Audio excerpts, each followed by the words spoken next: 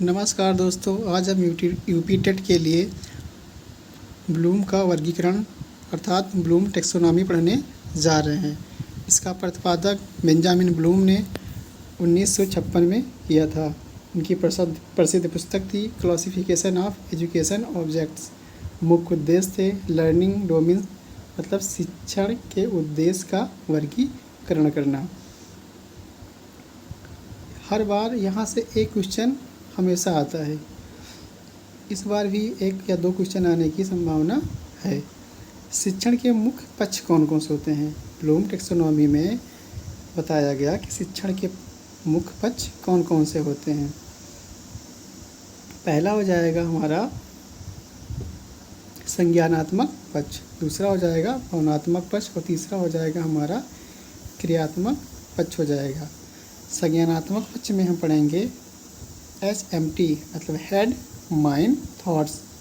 यह हमारे ज्ञान बुद्धि और मानसिक चिंतन से संबंधित है। भावनात्मक पक्ष में हम पढ़ेंगे फीलिंग और इमोशन के बारे में। यह हमारे भावनाओं, मूल्यों, दृष्टिकोणों और प्रेरणा से जुड़ा रहता है। क्रियात्मक पक्ष में हम पढ़ेंगे एक्शन और डूइंग, शारीरिक गतिविधियों, कार्य करने और कौशल से संबंधित। दूसरा हम पढ़ेंगे अब संज्ञानात्मक पक्ष। यह पक्ष मानसिक क्षमताओं को सबसे निचले स्तर सरल से उच्चतम स्तर मतलब कठिन की ओर 6 भागों में विभाजित करता है।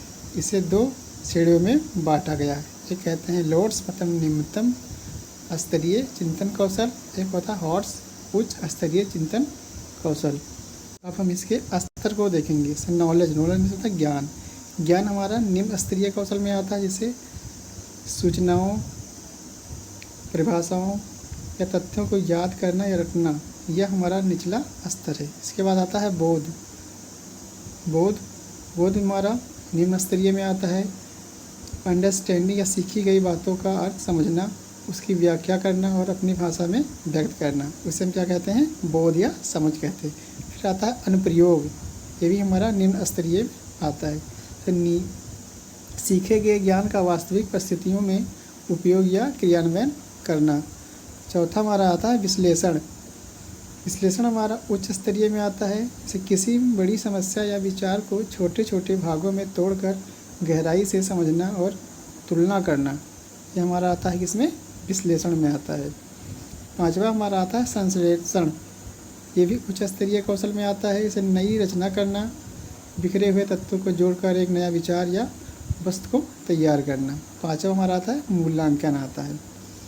इसमें से फीडबैक दिया जाता है और किसी विचार, जानकारी या नियम का प्रामाणिकता और सही गलत की जांच करना, इसको क्या कहते हैं? मूल्यांकन कहते हैं। तो ये हमारा था ब्लूम टेक्सोनॉमी के 6 महत्वपूर्ण तथ्य थे। अब देखते हैं भावनात्मक पक्ष में एक्टिव डोमेन। भावनात्मक पक्ष मुख्य रूप से छात्र के व्यवहार, रुचि, संवेगों और मूल्यों के विकास को दर्शाता है। ये 5 प्रकार के होते हैं। इसको हम देख लेते हैं। रिसीविंग मतलब प्राप्त करना या ध्यान देना, किसी विचार या उद्दीपन को सुनने के लिए सजग होना, उसे क्या कहते हैं? हम रिसीविंग कहते हैं।